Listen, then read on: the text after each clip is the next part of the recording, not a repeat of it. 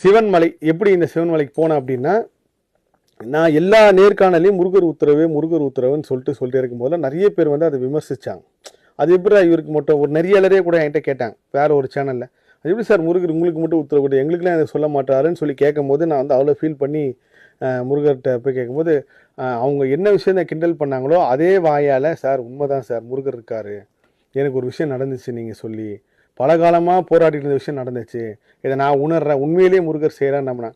அப்போ இந்த முருகர் உத்தரவு சம்மந்தமாக பற்றிய சில விஷயங்கள் போகும்போது பல காலமே நான் சிவன்மலை வந்து ரொம்ப ஃபாலோ பண்ணுறேன். இந்த உலகத்திலே அங்கே மட்டும்தான் ஆண்டவர் உத்தரவு பெட்டின்னு ஒரு பெட்டி இருக்கு. அது எப்படி இயங்குதுன்னு பார்த்தீங்கன்னா, ஒரு முருக பக்தர்கள் ஒரு கனவுல போய் சொல்கிறார். முருகர் எப்படி போகிறாருன்னா, நான் சொன்னேன் பாருங்க, ஒன்று சிறுவனா வருவார் இல்லை வயோதிகனா வருவாருன்ட்டு, அதில் உலகத்தில் எந்த மூலையில் இருந்தாலும் சரி, அப்போ முருகர் போய் ஒரு கனவுல இந்த பொருளை சொல்லுவாராம். அந்த பொருளை போய் சொன்ன உடனே இவங்க என்ன பண்ணுறாங்கன்னா, அந்த பக்தர் நேராக வந்து கோயில் நிர்வாகத்துக்கிட்ட முருகா